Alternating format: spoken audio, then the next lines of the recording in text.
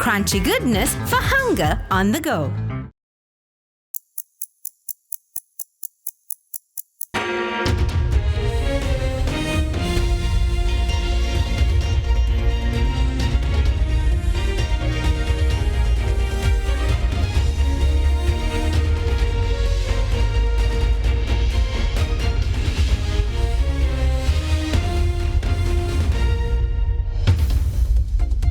Tonight, on First at 9 this Friday the 24th of January 2025. Digital Drive. Government must focus on securing investments for digitalization, asserts Chief Advisor to President on Digital Economy. Going low. Current low inflation a result of transitory supply-side factors, reports the country's top monetary regulator. Further reports inflation to go up to targeted levels by third quarter of this year.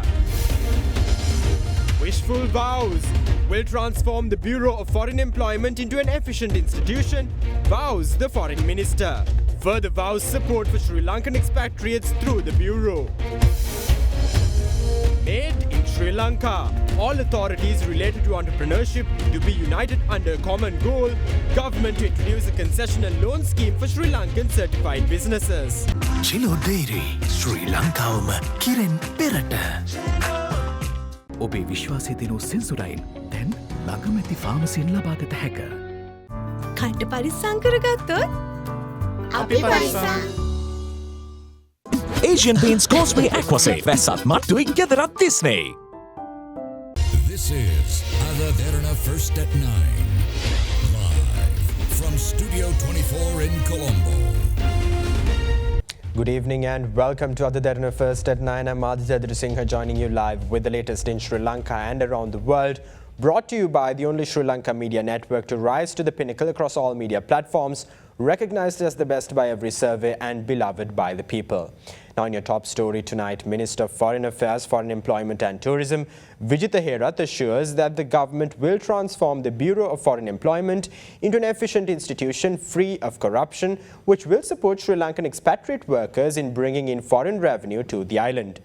Speaking at an event organized by the Sri Lanka Bureau of Foreign Employment, Minister Herath highlighted foreign employment and tourism as crucial factors in the government's vision to stabilize the economy in the short term and pledged to introduce reforms in both sectors.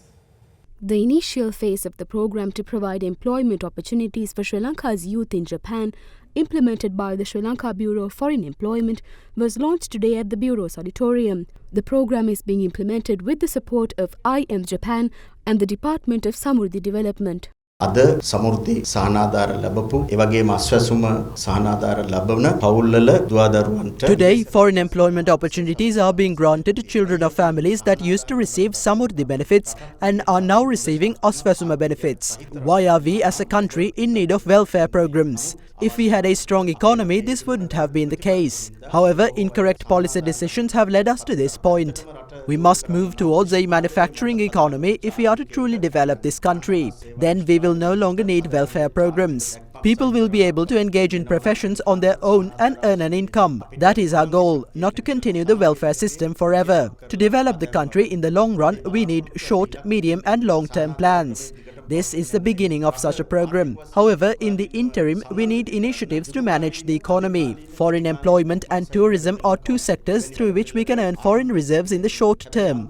There are around 3.5 million Sri Lankan expatriate workers who remit around $6 billion a year. Tourism revenue is also on the up. However, there are still some old habits within these sectors which we must get rid of. This is a new government. The people granted us a mandate to correct these past mistakes, clean the country and strengthen their future. Therefore, we aim to take the Foreign Employment Bureau to those heights within a short period. There are certain laws that need to be amended to accomplish this. Similarly, there are laws that need amending in order to promote tourism. Therefore, we have already initiated the legal process of establishing a National Tourism Commission.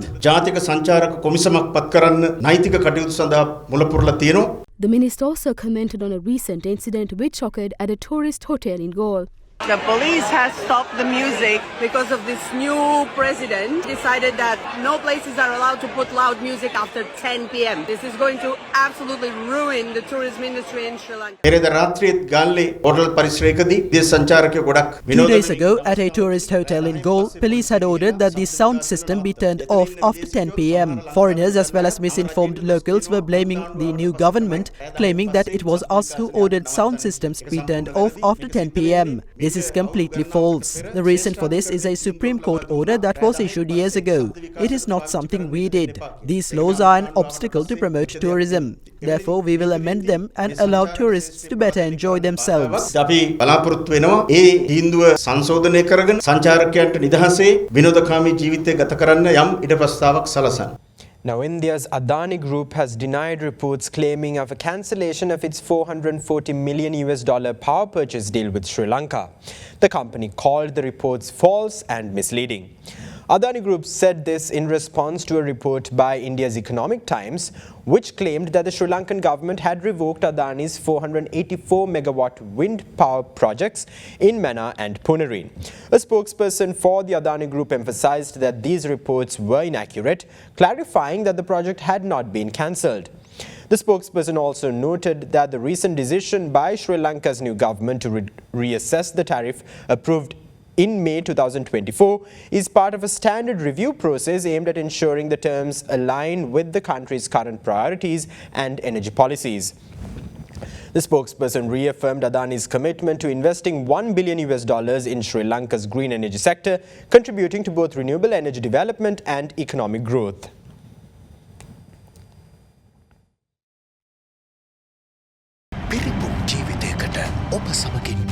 Union Assurance. Welcome to Cinnamon Life, South Asia's biggest entertainment hub, where awe awaits. චන්දුරුසුමේ කාගෙත් මන අපේ සිංහ TV සඳහා සුපිරි deal. Sadaharita Plantations Limited, celebrating 22 years of your trust. Crunchy goodness for hunger on the go. Responsibility to look after our health. The best nutritional supplement for diabetic patients with no added sugar. Maliban Vitagen. Stay healthy for a good reason. Chief Advisor to the President on Digital Economy, Dr. Hans Vijayasuriya, noted that the government must focus on securing investments for digitization of all government-related functions. Addressing a gathering during an economic forum yesterday, Dr. Vijayasuriya asserted that the government must prioritize data governance and formulate necessary strategies and plans to ensure proper data utilization.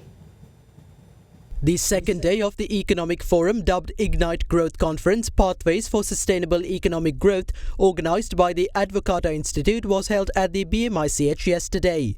I think data resides today in siloed containers. There's data everywhere and a lot of valuable data. Now, whether the data governance is uniform, obviously not. And that's why the Data Protection Authority is in place. There's a data protection law. Again, there may need to be some tweaks to adjust to a whole of economy, digital economy transformation. I think the whole topic of data governance needs to be given primacy. It has to be given priority and serious strategy and plan in order to implement. Within the confines of such a legislation, I think there's possibility that on anonymized basis, on redacted basis, data can be used through something like the National Data Exchange with consent, with constraints to build a national data resource which could be used for effective AI. It is a constraint and it's probably going to be a very big challenge. What about, the young people here? How should they get ready for this economy? Resource of Sri Lankan agility, intelligence, capability, there is no constraint. I think we have enough to really drive innovation, especially when it's machine-centric innovation such as AI, where you don't need tens of thousands of people. It is the right resource. But as always, when talking about capacity development and establishing capacity, there is the chicken and egg problem of why would somebody invest in education if there is no job at the end? and nobody creates a job because there are no people. And this chicken and egg cycle is one of the big challenges that from a capacity building point of view, the team is already thinking about. One stray thought I have is that the whole challenge of government digitalization and accelerating the digital economy requires X investment. That's a block of work. If we are to achieve this in 5 years, we know we can size it, how much work there is. Now, if that work is pre-committed to build a resource, to deliver it, at least 75% of it locally, then we might break this chicken and egg cycle. Building resource, it's a common for AI as well as the broader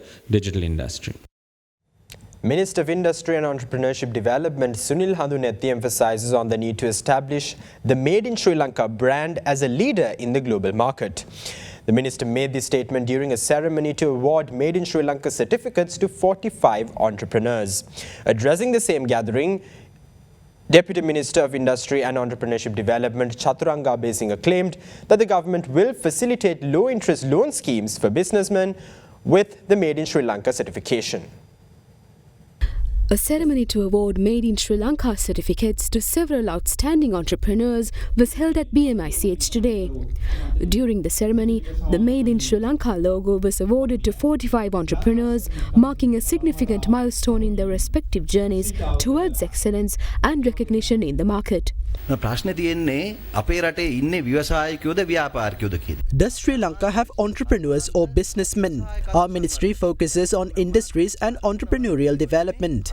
The ministry is vested with the responsibility of developing industries and entrepreneurs. However, although I hold the office of the Minister of Industry and Entrepreneurship Development, my tasks include the sale of certain products.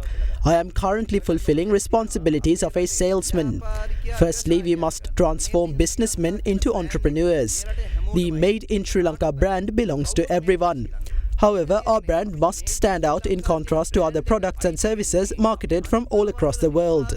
We must use our unique competitive advantage to set us apart from the rest of the world. All institutes associated with entrepreneurship have agreed to work towards a common objective together under the new government. The National Entrepreneurship Development Authority, the Small Enterprise Development Division, the National Productivity Secretariat and the Export Development Board will operate under a common objective. We are yet to propose a subsidized interest rate loan program without guarantees for entrepreneurs recognized under this brand under our program to address their capital needs.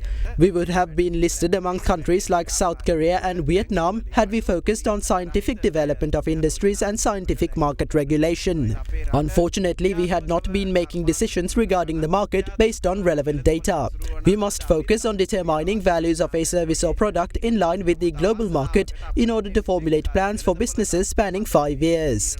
Markets in Sri Lanka have a limited scope. Sri Lanka must be driven to an export economy of $45 billion. Sri Lanka should also secure reserves of $15 billion within 4 years. Entrepreneurs must be export-oriented or become import substitutes. Fast-track your career from O-levels with eSoft. Diabetol, සීනි වලින් පරිස්සම් වන ඔබට අමතක නොවන පෝෂණය. Prime Group ලංකාවේ ප්‍රථම වතාවට හඳුන්වා දෙන land leasing ලේසියෙන් මීටමක්. Single 1111 up to 60% off from the 11th November to the 17th of November. Kelani wire කිසි ගින්නක් නැහැ. කිසි ගින්නක් නැහැ. Kelani Fire Shield Wire. Now, meanwhile, Deputy Minister of Ports and Civil Aviation Janith Ruwankodituwaku claims that the government will take on responsibility if the recently released uninspected batch of containers contain any narcotics or other illegal substances. His statement comes hot off the heels of a recent complaint filed by the Customs Trade Union on the uninspected release of 323 containers. The complaint was filed with the Internal Affairs Unit of the Sri Lanka Customs. Minister of Transport, Highways, Ports and Civil Aviation and the President recently instructed officials on measures to be taken to resolve the container clearance issue at the port.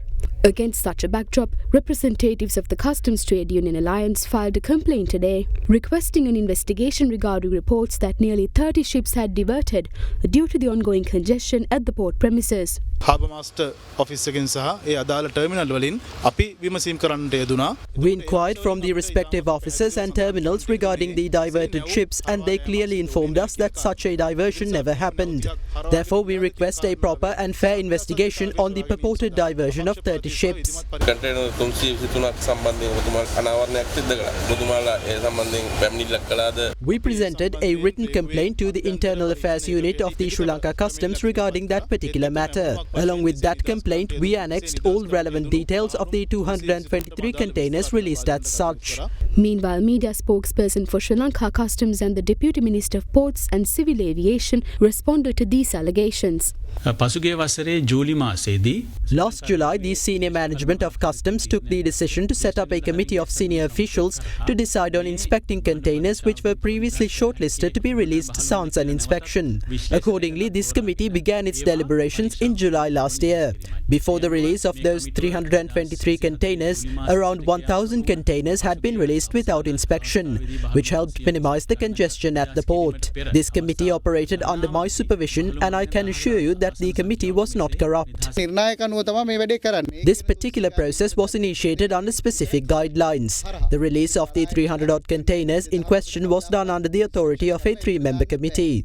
We cannot inspect all 2,000 containers that arrive at the port daily, so a portion of those containers are released without inspection to avoid the accumulation and congestion of containers at the port. However, this issue cannot be resolved without expanding to new yards.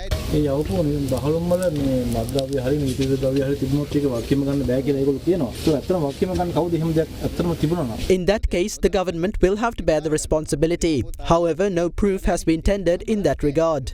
It is impossible to inspect all 2,000 containers, and there is no system in place to inspect all those containers. Just because those containers were released doesn't mean that we don't know where they went. We know exactly where those containers are.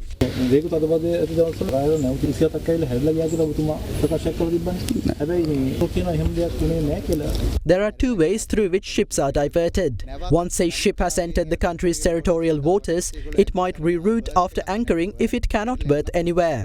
On certain occasions, ships departing another destination might reroute due to the congestion at our port. Details in that regard are with shipping agents. We have to accept their reports on the matter. The question is whether these ships in fact rerouted. So the issue is that the required infrastructure was never developed. Now, former President Mahinda Rajapaksa has filed a fundamental rights petition with the Supreme Court seeking an order for the deployment of his security detail, which has seen a drastic reduction recently. Prime Minister Dr. Harini Amarasuriya and other members of the Cabinet of Ministers are named as respondents in the petition. The petition filed by the former president through his attorneys alleges that the security detail provided for his protection has been reduced to 60 personnel without a proper security assessment. The petition further states that there's no armed forces security personnel for his protection, with only police officers being deployed for the purpose. In his petition, the former president asserts that as the leader who saw the end of the 3-decade-long civil war, he faces terrorist threats and threats to his life. Therefore, former president has requested the court to deliver an order that the respondents had violated his fundamental rights by removing his protection.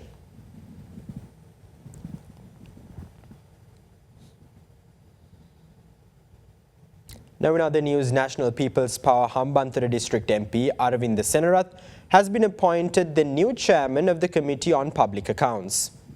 The announcement was made by the Speaker of Parliament today.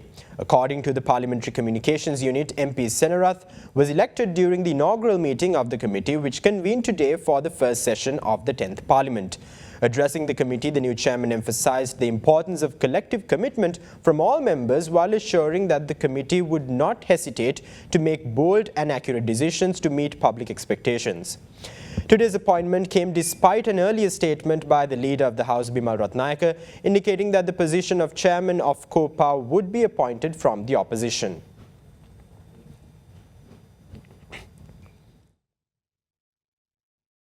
Leader and parliamentarian of the Sarvajana Balaya, Dilith Jayavira, says the government is concealing the truth of the current state of the country with exaggerated claims.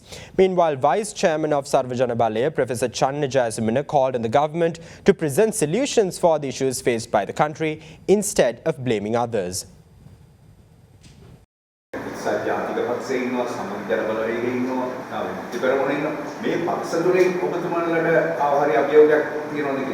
The real challenge comes from the ruling party, the Janata Vimukti Peramuna. However, within the span of a very short time, the JVP's voters have changed their own party at the grassroots. Why do they have to bury every issue under a layer of myths? Prime Minister Dr. Harini Amarasuriya said that an official vehicle was given to only one parliamentarian who happens to be handicapped. However, parliamentarian Chamara Sampath Dasanayake revealed that all those vehicles are parked at the MP residential complex in Madivela.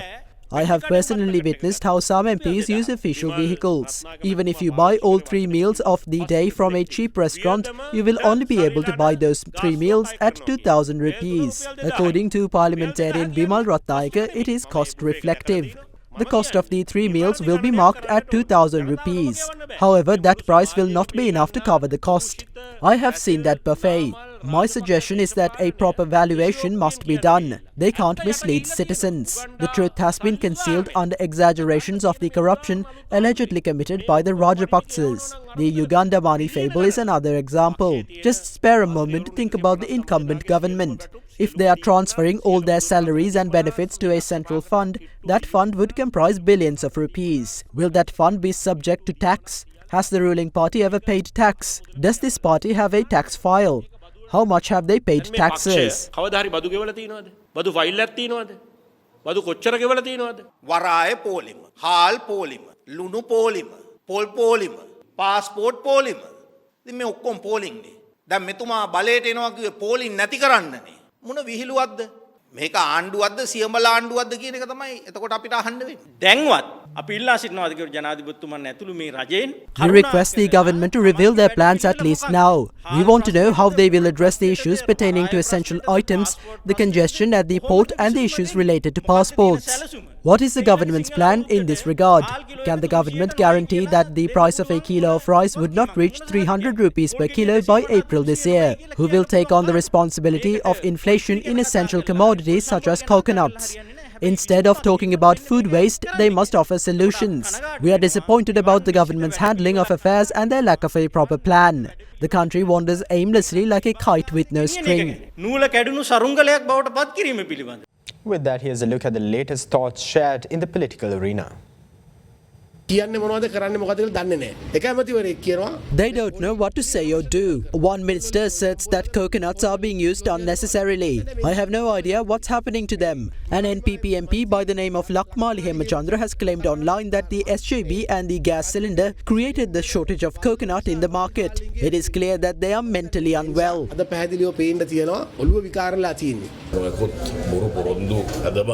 They secured power by making deceitful claims and false promises. It is clear that they are struggling to use that power to manage the affairs of the state. The government has stooped so low that the president has to appear on TV and make excuses. This is not what they said on stage. They said they would resolve all issues within 24 hours. Just hang on until they conduct the local government elections to witness the incumbent government's destiny. We are currently at a very undesirable place in Sri Lanka's development journey. This is a country that has been decimated on several fronts. Our culture, ethics, economy, society and humanity have all depleted. We need to make this a proud country. That is why the people of this nation trusted the NPP. That is why the people of this nation trusted the NPP with 159 seats in parliament, which corresponds to a 2/3 majority. Therefore, our responsibility is to develop this nation. The expectation on them is not to defame the characters of others. The public did not entrust them with this overwhelming mandate to take those allegedly involved in illegal vehicle modifications to court. The government has stooped to a ridiculously low standard. Paddy farmers request a price of 140 rupees per kilo of paddy. That is, if the government is willing to purchase paddy this season. So a kilo of rice will shoot beyond 300 rupees. These are the issues which need to be addressed. This is why the people voted for them. Nobody expected them to throw Mahinda Rajapaksa out of his residence. Nobody expected them to reduce Mahinda Rajapaksa's security. අපි පෞද්ගලිකව විශ්වාස කරනවා We believe personally that Mahinda Rajapaksa is entitled to a residence, which is guaranteed constitutionally to every former president. If they intend to take it over, they need to do so constitutionally in writing. We will respond if such a decision is taken. However, yesterday we heard them saying that there is no need to wait for a letter. They are demanding us to vacate the premises. If a letter is drafted and issued, it will apply to all former presidents. Maybe the incumbent government does not want to throw other former presidents out of their residences, although they are so passionate about chasing Mahinda Rajapaksa away. They are one team.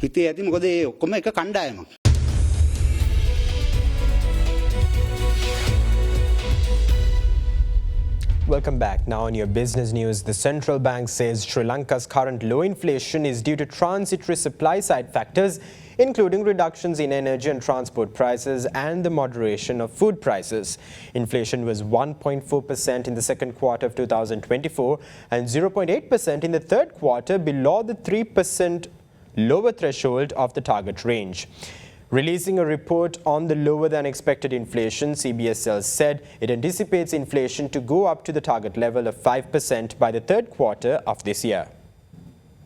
The Monetary Policy Framework Agreement between the Minister of Finance and the Central Bank of Sri Lanka under the Central Bank of Sri Lanka Act No. 16 of 2023 mandates the Central Bank to maintain quarterly headline inflation as measured by the Colombo Consumer Price Index at a rate of 5%. Section 26(5) of the Central Bank Act stipulates that if the Central Bank fails to meet the inflation target within 2 percentage points for 2 consecutive quarters, the Monetary Policy Board of the Central Bank shall submit a report to Parliament through the Minister of Finance, which shall also be made available to the public. As the quarterly average of CCPI-based year-on-year headline inflation was recorded at 1.4% and 0.8% in the second and third quarters of 2024 respectively, the Central Bank submitted its report on the reasons for the failure to achieve the inflation target of 5%. CBSL attributes the lower than expected inflation rates to supply-side inflation being more benign than the anticipated due to reductions in energy and transport prices and the moderation of food prices.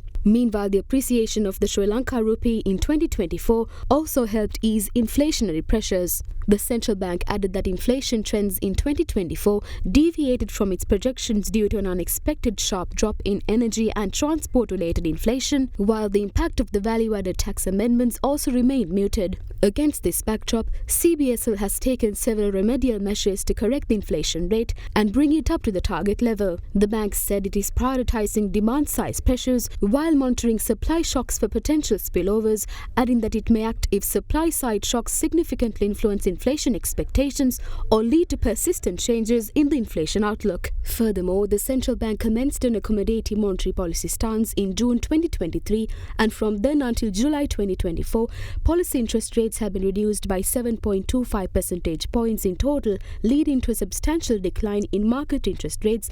CBSL noted that there are clear signs of expansion in private sector credit and recovery of economic activity. Meanwhile, the Monetary Policy Board of the Central Bank at its most recent meeting on the 26th of November last year decided to further ease its monetary policy stance, resulting in an effective reduction in the policy interest rate of around 50 basis points. This loosening of the monetary policy stance is expected to facilitate higher credit flows to productive activities, thus supporting the recovery of the economy. The central bank expects quarterly headline inflation to gradually return to the target range of within 2 percentage points of 5% by the third quarter of 2025, with monetary easing and price normalization expected to drive headline inflation towards the target. Meanwhile, core inflation, which is the general measure of underlying inflation, is expected to decline temporarily under the first quarter of 2025, but it is not expected to reach deflationary levels. More importantly, core inflation is forecast to rebound and remain relatively stable with a lower degree of volatility over the medium term. Now in other business news, the Colombo stock market demonstrated decreased sentiment with the ASPI in the red zone throughout the day. Amid volatility, the benchmark index dipped 108 points to close at 16,918. Reduced sentiment was noted mostly among retail investors who sought after profits through increased selling as the market soared during high previous sessions. HNB, JKH, CTC, Sampath and Bukit Daraan emerged as the top negative contributors to the index. Turnover stood at 7.4 billion rupees, marking a marginal decrease of 0.2% from the monthly average. The food, beverage and tobacco sector led today's turnover, contributing 24%, followed by the banking and capital goods sector jointly contributing 39%.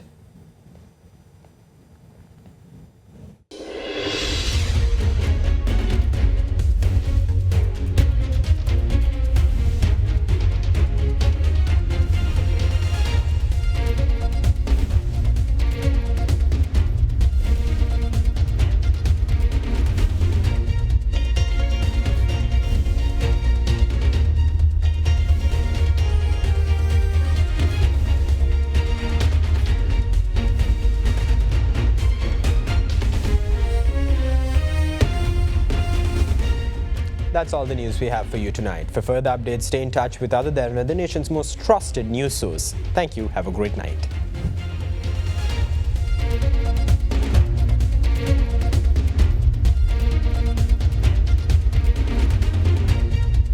For news and information you can trust 24 hours a day, visit adaderana.lk.